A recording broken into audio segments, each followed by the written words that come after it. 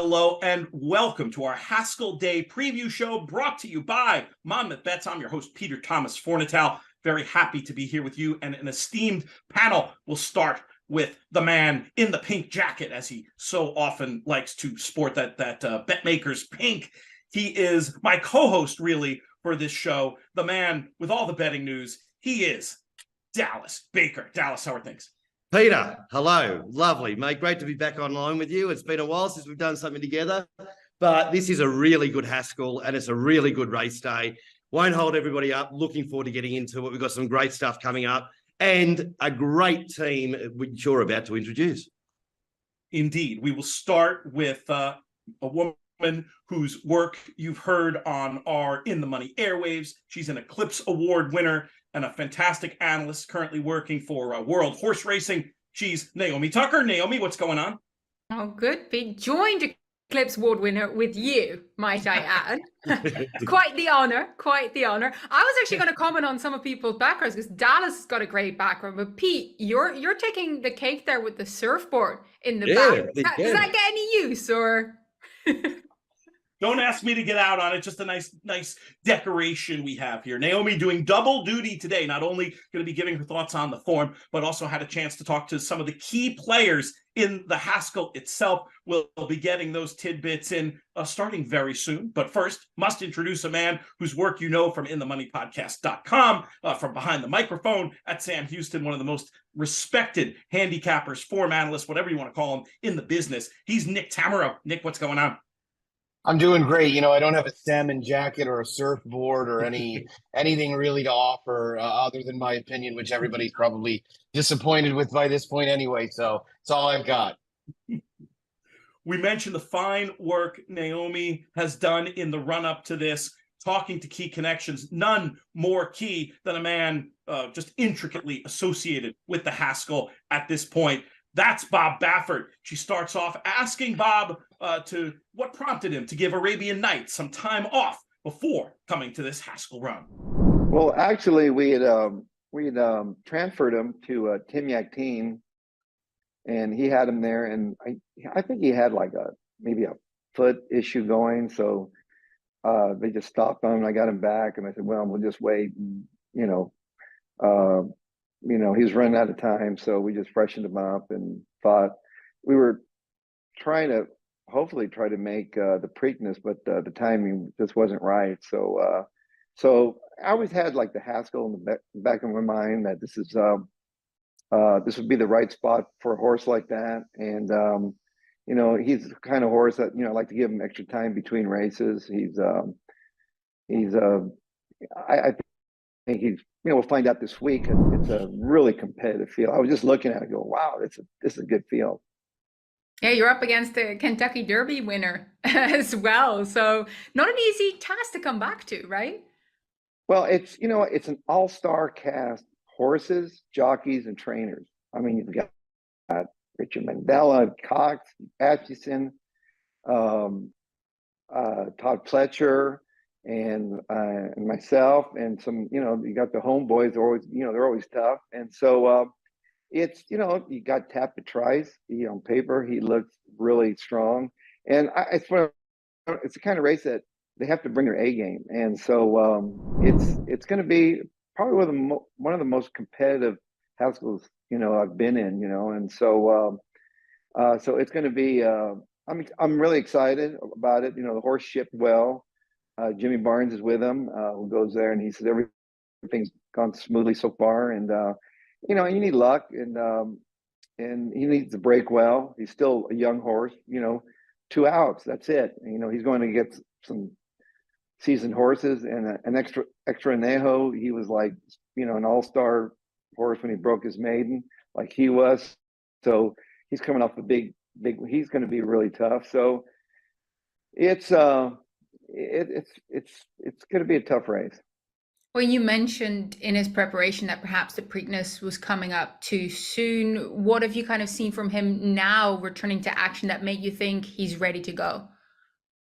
Well, I mean, the way he's been breezing, he's probably been ready for a couple of weeks now, waiting for it. And it's I think fitness wise, I think he's ready for it.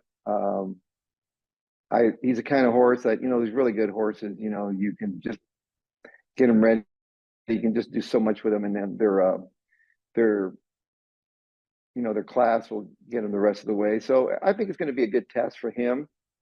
And, he's on the outside.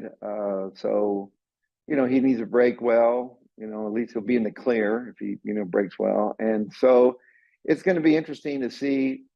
We really don't know, he's been gone to the front because he's so fast, so Johnny Velasquez, he knows the horse pretty well. So we'll see how it shapes up early. Great stuff there from Bob and Naomi. We're going to be getting into some more interviews regarding this Haskell Day. But first, we have a message from Monmouth Bets. Monmouth Bets is New Jersey's exclusive home for fixed odds betting on horse racing, including this weekend's bumper Haskell Day card. But it's not just Monmouth Park races you can place fixed odds bets. Tracks are available from the US and international venues. Download the Monmouth Bets app now and receive a free $50 bet once you verify. Fixed odds betting. The odds you bet are the odds you get. Available in New Jersey only. Terms and conditions apply. See website for details. Monmouth Bets, the only place to bet online fixed odds horse racing in the US. We're excited about the Haskell. We're also very excited about our BetMakers Bonanza, which the winner of the Haskell, Travers, and Breeders' Cup Classic, if one horse wins all three, there's $1 million bonus. BetMakers has been good enough to put up.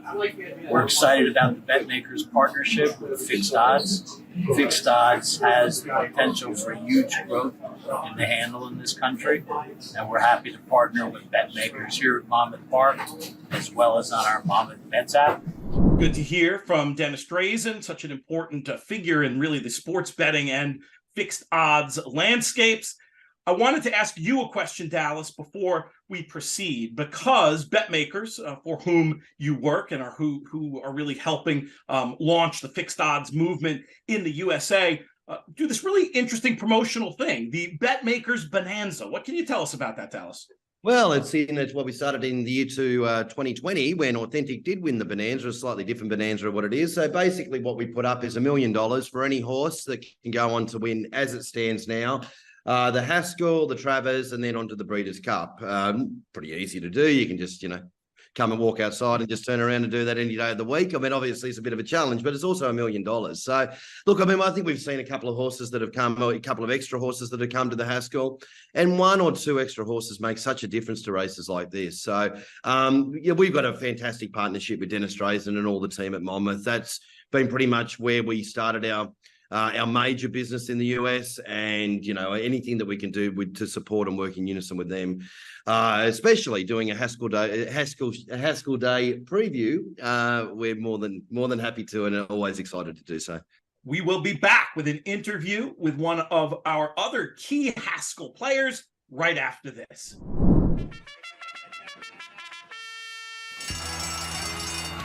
Monmouth Park's featured event is the TVG.com Haskell Stakes Saturday, July 22nd. Watch and wager as the country's top 3-year-olds converge on the Jersey Shore, looking to enhance their championship credentials.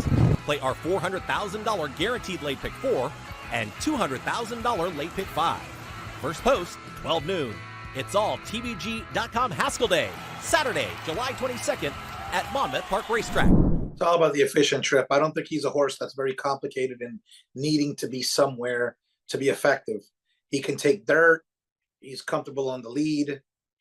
It's just about an efficient trip so that when he finds his rhythm and gets in a good rhythm, he can make his move. Went into the decision to go to the Haskell instead of, for example, perhaps go to Saratoga for a prep there. That is, of course, if the Travers is still the goal later in this season. Yeah, Monmouth Park has always been a forwardly placed favoring track, and so is Gulfstream Park.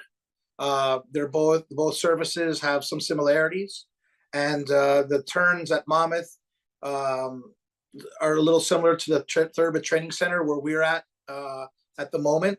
So it was a track that we felt he'd have more familiarity with, or at least be have a less period of adjustment to than going to Saratoga, which is a demanding track. We were not able to ship. We're not just dealing with Mage. We have obviously a couple barns of several stakes horses, and for them, with some commitments in Kentucky, we weren't able to ship them as a group to Saratoga earlier to get him more experience over the Saratoga track. So we felt it was just made more sense to come off the layoff after the Preakness at home, which is at the Thoroughbred Training Center, and to start getting him going from the Thoroughbred Training Center. And being that the Haskell falls 5 weeks before the Travers, it made the most sense to pick this race. We're focused on carrying the mantle of being the Kentucky Derby winner, and that means running in the big races. So as long as Mage shows us that he's ready to do it. We would have loved to have had 5 workouts instead of the 3 that he's put in, but weather and other circumstances didn't prevented us from getting that. So like for ourselves, it's just about getting the ball rolling. You know what I mean? Like the Haskell, many great horses have won the Haskell, and many great horses have lost the Haskell and run second and run third and gone on to have an amazing year. And that's our mentality. Just perform well, put in a quality effort, and keep it moving. Look, he's sound 100% ready to run. Is he cranked to the gills like he was before the Kentucky Derby?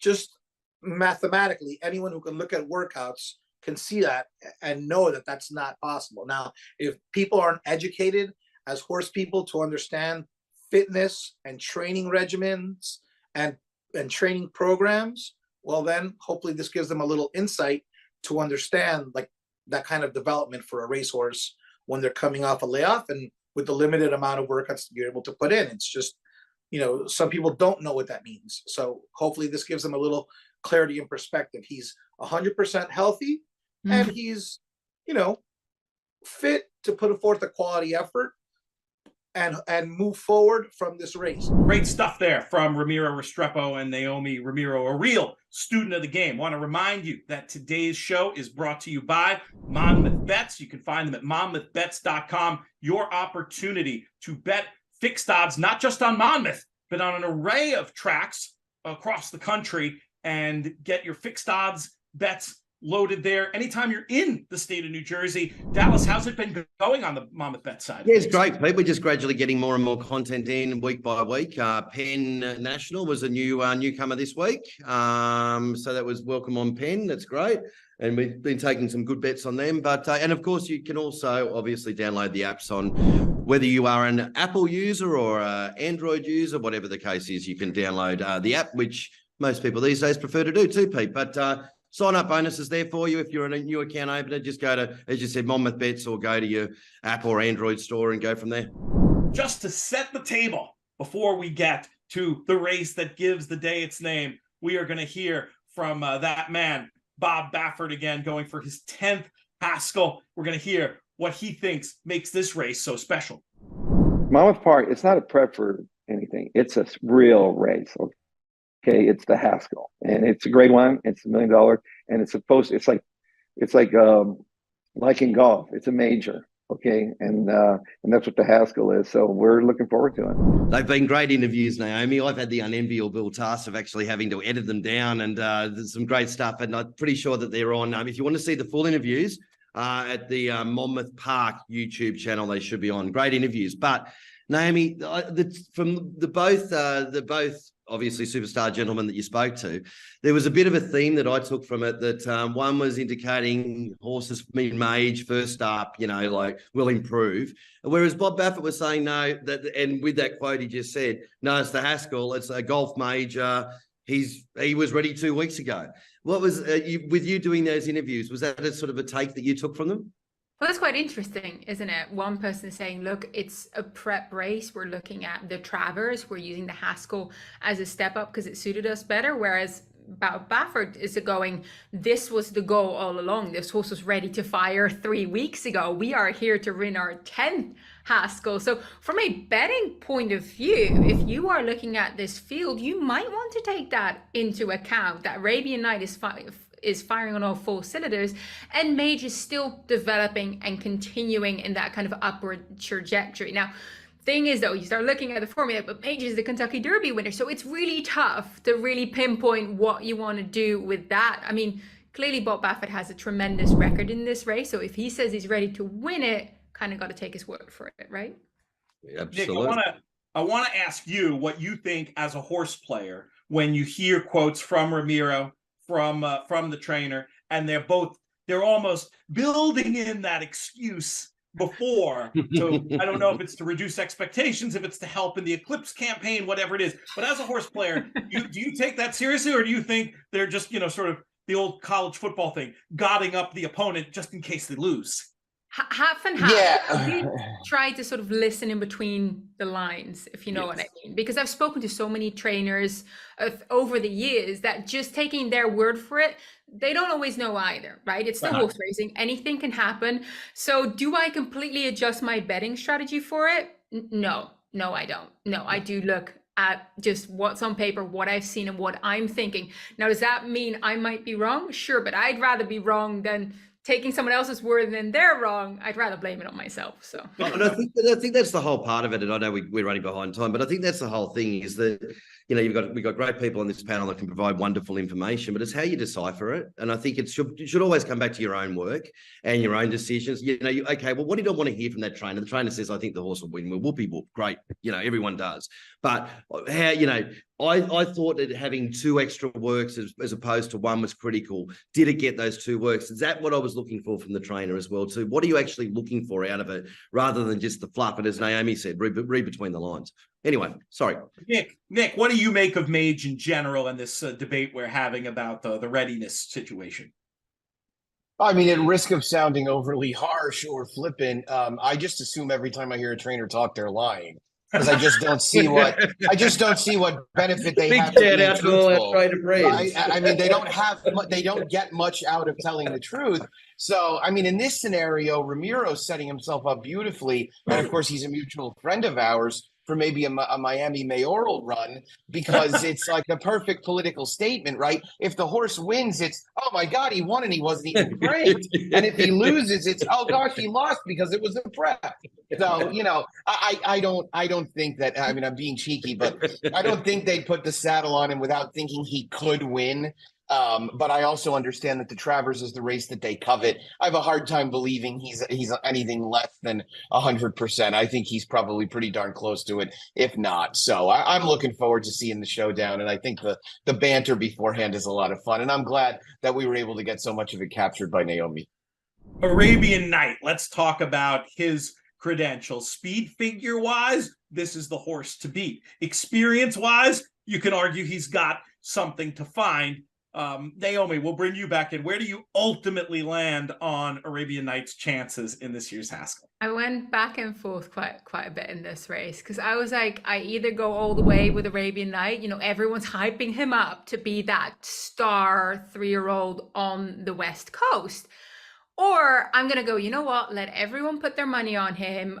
I'm going to hope that this is a little bit out of his league. He's still, he's still developing. He hasn't really faced what some of the others have faced yet. And I'm going to go against him. And that's what I'm doing. I'm going against Arabian Night. All right. We'll get to your verdict as the conversation. Okay. Well, I mean, I suppose the debate is how good are the 3-year-olds? And I always feel like, as the Australian coming in here, if I criticize the 3-year-olds, it's almost, how dare you sort of thing. But are the 3-year-olds any good this year? Let's just be like Nick just was very brutally honest. Let's be brutally honest. Are they any good? Nick, we'll let you answer that one first. Not particularly. They're okay. They're probably a little bit better than okay. Not much more than that. I mean, speed figure wise, they're a ragtag bunch. There's really been nobody that stepped forward. But I would have answered the same way a year ago. And yet by the end of the year, Epicenter and Taba had really stood out as the 2 best 3-year-olds by far. So because a lot of these campaigns don't necessarily really accelerate until the second half of the year, especially for a horse like a Bob Baffert trainee, where we've seen him do this so many times, this could be a totally different conversation in 3 months. But as of right now, they're a barely above average group. They're a slow group in general, speed figure wise. But I mean, Naomi said Arabian Nights making his third start, right? Arcangelo has run 4 times. Mage is still very lightly raced. So these are horses that could all end up taking a pretty clear step forward. And I think we could be maybe singing a slightly different tune in the future. I think implicit in Dallas's question is the idea that, the more average you think they are, the more you're going to be excited about Arabian Night based on what he's shown. Am I right with that? That was exactly what I was going to say, Mr. Fornatale. Yes. But does that mean so in your view, do you think this is an Arabian Night? Moral, special, certainty, wins by 6. Really? Yeah. Look, I went through all the tapes last night and had a look at it. Mage won the Derby, getting the right run at 15-1. Tappet, getting my tappets confused. It was, always in the market, sort of had a bad run, but whatever. It's sort of always been there about. I just got less and less impressed by looking through the classics, and then I just saw Arabian Night. And I just saw in that last that last furlong or sort of a part where it just showed that probably 4 strides, a real big acceleration where it went bang, bang, bang. I thought, okay, that might be something there. So, yeah, I mean, I might be over the top moral declaring it a certainty or whatever, but may as well make some noise. But I just think different form. I really like what Bob Baffert said. And I'll go back to last year when Tiber was there.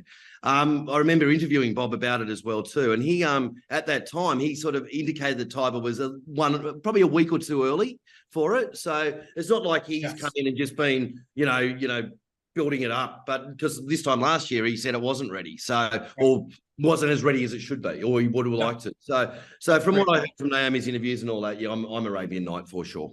And what we'll do, on another show we used to do a How to Speak Australian segment. We'll go to that here. Moral is basically their version of Mortal Lock, I think is the US number in the frame. Don't even worry about it. Race is over. Just don't lose your ticket. That's the only thing you got to worry about. Tappet Trice, who Dallas mentioned, another key player in here, looking at this market, and a horse I feel like we have to discuss. I feel like he has shown greenness in every race, and I feel like it's one of these things you can read it either way. Maybe you just don't want to deal with a horse that seems physically incapable of running behind another horse, or maybe you say, if this guy grows up, as Tappet horses often do, maybe he could take a step forward. Are you buying the case for Tappet Trice, Naomi, in the Haskell? I'm buying it to try and create value. Is that a really horse players kind of terminology that I'm using here? I'm buying it because what I'm doing is trying to create value against Arabian Night going to receive a fair bit of money. Now, I did see Tappet Trice in the flesh at the Belmont as well as at the Bluegrass. Belmont, of course, going that 1.5 miles. We're now cutting back again to, I think, a distance that's fine for him as well, that 1.5 miles. I love this Bluegrass run. I actually thought he was very strong there at that last bit against Verifying, the 2 going head to head. I thought he was pretty professional there. So I wouldn't put it past him to show up and to do well enough. Is he my pick to win? No. Do I use him underneath because I want to create value? That's what I'm doing with him. And Pete, can I just add in there too? Yeah, of course. There's no real specific lead up to the Haskell, but obviously, the Derby and the main races are. The amount of times that I've watched a feature race, like a grand final or something like that, and you walk away and go, oh yeah, of course, the favourite in the lead up. It might have got beaten or whatever, but it's come out, then you've let it go around at 12-1. In the race before it was 2-1. It comes up and you look at it and go, yeah, of course, the favourite in the lead up. It's I think with Tappet Trice, that's where he gets really, really good marks, is that he's been close enough to the top of the market in all of those races. Nick, there's a couple of interesting mid prices in here we haven't talked about yet, in the form of Extra on Yeho and Go Rocket Ride, even Salute the Stars in the betting. What do you think of any of their chances? Well, I mean, look, I'm going to need to be resuscitated if Tappet Trice wins this race. I mean, I will be absolutely stunned. This is just so not his game. This is a horse also that came back and worked twice, missed a work, had a work. then ended up going here. It feels like a total afterthought to me. I think he's kind of a takeout killer at 3-1. I think Salute the Stars of that trio is the most interesting. And I know he's going to need to improve again. He ran a heck of a race in the Pegasus, the baby Pegasus, so to speak, in breaking poorly, getting into some early trouble. Kingsbarn's had as soft a trip as you could possibly have, and he wore him down very nicely. Now, this is a huge jump in class. But I like that Brad Cox is sticking with with what he's doing, running this horse back at Monmouth. He ran well there. Joel's a good fit. Joel is going to just take this horse back and basically bank on somebody pushing Arabian Night. And if nobody does, then Joel's going to ride for second. And so this is, to me, if you're looking to bet the exacta and you don't like Mage, you're kind of one punching the 8-3 here. I think that Extrañejo is a good horse. I don't really love the idea of him at 1 1/8 in a race where he's probably going to have to chase Arabian Night for the first half mile or so. I just don't think that's a big recipe for success for him. Go Rocket Ride drew poorly. Otherwise, if a talented horse does have the ability to sit just a little bit off the pace. 1 win for Richard Mandela east of the Mississippi in the last 5 years. I know he doesn't do it much, but just not really his comfort zone shipping outside of California. We're going to get to our verdicts on the Haskell, and we've got some more great content for you coming up. But first, I think we should take a look at this speed map for the Haskell. Dallas, you seem like the one with the absolutely strongest opinion here. How does the pace map back up your idea? Yeah, I mean, look, you don't want a horse to be bustled. I mean, I think over anything when you're getting out to beyond a mile, you definitely just want to be able to jump. I just like horses to be able to jump and flop. So, whether they're a leader or not, whatever it is, just get comfortable early. The outside draw from the leader, there's a long enough run to the straight. So like if something in the inside wants to kick up, don't be silly, just sit outside lead. I think Arabian Night can do that. If he gets an easy, I would be most comfortable if he got an easy lead. But I just don't want to. I would hate if there was a little bit, even the slightest bit of pressure around the first bend, and jockeys getting a bit egomaniac about who's going to lead and who's not. I hate that. So and especially in such a pressure race as the Haskell, I would much rather see him slot in if there's something kicking up and wanting to Yahoo. Who do you think gets the lead here early, Naomi? Do you think Arabian Night can clear? I think they're going to try. I think they're going to try. That's kind of what Bob highlighted as well. And look, he's got Johnny Velasquez on board, right? Hall of Fame rider for a reason. He's going to try. And if it doesn't work out, I'm sure he's going to just sit on the shoulder of Go Rocket Ride or whoever ends up on the lead if he doesn't. But he's on the outside. So there's no way anyone's going to end up going around him and pressuring him. I think that's a benefit for him. Bob did say he didn't really like the outside because then you have to come over, which, yeah, is the case. But I guess the benefit is that nobody's going to be breathing down your neck. You can be the one dominating. And I think that as a jockey gives you options, right? You can intimidate a horse on your inside a little bit. Now, look, he's got Mike Smith on Go Rocket Ride. So I think we've got two very experienced Hall of Fame riders here. So I don't think you can intimidate Mike Smith that much. But still, from that kind of tactical point of view, I'd say that's probably what Johnny's going to try and do, is try and come over, try and clear. If it doesn't work, it's horse racing, he'll probably be trying to intimidate Go Rocket Ride or anyone who's on his inside. And I think it's better for Johnny V is probably one of the best controlling riders, whether that's in the lead or outside lead. I think he controls the situation as good as anyone in the country. I liken the jockey on the outside most drawn speed horse, almost like the player sitting on the button in poker. Others have to play their hands before it gets to him. So I think it's actually an enviable spot, either trip being possible. Nick, do you agree? Do you like this draw for Arabian Night? Oh, sure. It's the best draw by far. Bob's funny, right? Because if he had drawn the 1, it would have been, he's got the inside. We're going to have to take pressure from the start. And if you had the 5, it would have been, he's got Go Rocket Ride outside of him, right? It's the best draw by far. Big hello to the newly elected president of the Trainers Association of the USA. Exactly, right. Yeah. I have a communications future in that. But no, I mean, Johnny's the best around when it comes to the front end or the first over stalking trip. So, I mean, this is right in his wheelhouse. And, pace figure wise, there are a number of horses in here that have never run nearly as fast as Arabian Night did in his second start. So, do you really think Mikey's going on a suicide mission with Go Rock and Ride? He's probably the fastest horse in the race. Push comes to shove. I don't see Extra Añejo going, given that he rated comfortably off a runoff speed horse last time. I think Arabian Night gets the lead when they straighten out down the backstretch, and he's going to be awfully tough from there. Let's get to the verdicts on this year's Haskell. Dallas, you've already tipped your hand. Naomi, how are you going to play this?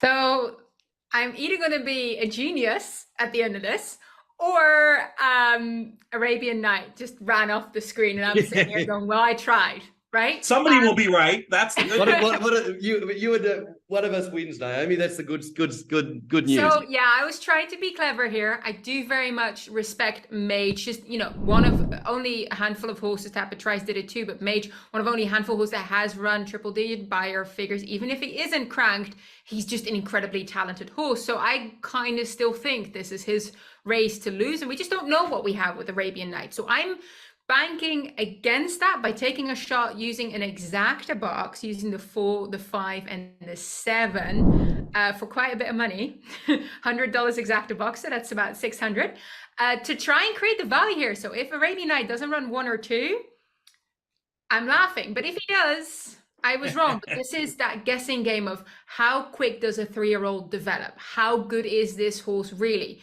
We don't know. He could indeed be the star of the 3-year-old crop. Nick mentioned there hasn't been like a standout horse yet. But I'm going with taking a stab in looking at the market and looking how it's shaping up at present, because I think Arabian Night is the favorite and will continue to take all the interest. Nick, let's hear your final answer. Yeah, I hate to just kind of go with the majority, but it looks like Arabian Night's going to be tough here. This felt like I've been a fan of this horse since Breeders' Cup Day last year, and I asked on Twitter about a month ago if anybody knew where he was running, and I was quickly told the Haskell, and I thought to myself, well, if Bob's running this horse in the Haskell off a 180-day layoff, then or nearly 180-day layoff, he's going to be ready to go. And these workouts look like they've been. I've not read any workout reports. I've not seen any opinions on how he's been training, but I'm guessing if he's firing off 7/8 breezes every Saturday, he's going to be doing pretty well. So I think he'll be awfully tough to handle, and I'm looking forward to seeing how it all shakes out, because one thing we do have in this race is depth. So, whether there is a standout yet, we'll see. I think we'll learn a lot more from this one. That's our thoughts on the big one. We've got plenty of more great content for you, but right now we're going to go to another word from our sponsor, Monmouth Bets. Monmouth Bets is New Jersey's exclusive home for fixed odds betting on horse racing, including this weekend's bumper Haskell Day card.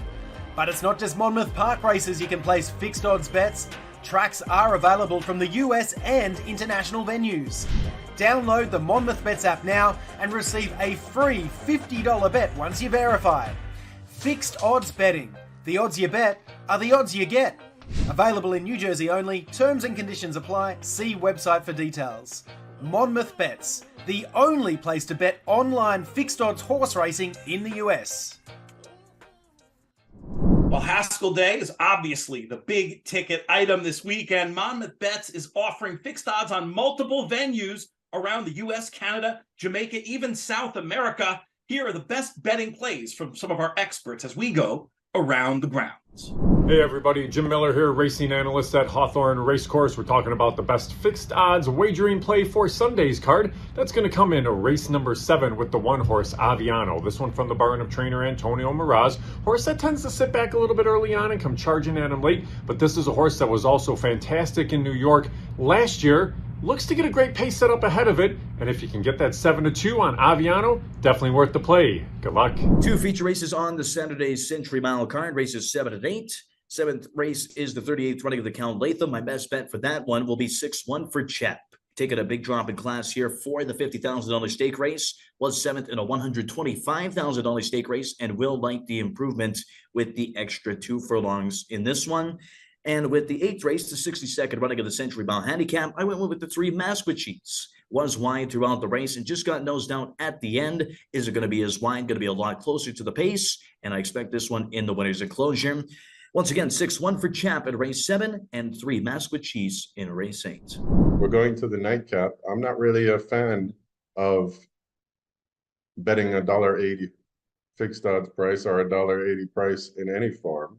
But Lure of Lucy, number 11, is just clearly the best horse in the race, best post position in the race, quickest horse in the race, looks great at exercise relative to a lot of these, and should have a simple task here. So we will go with $1.80, even though we're not a fan of $1.80s, just because she is just the best horse in the race. And sometimes that's all you have to do, bet the best horse in the race, regardless of the price. Race 5, I love the 1, Kid You Not. I'm probably going to do a 1-6 and a 1-5 cold exacta here, but Kid You Not is the lone speed of the race. Here in U.S. racing, if you're lone speed, it might be tough to catch. This horse has seen better competition at Fairgrounds and Churchill Downs.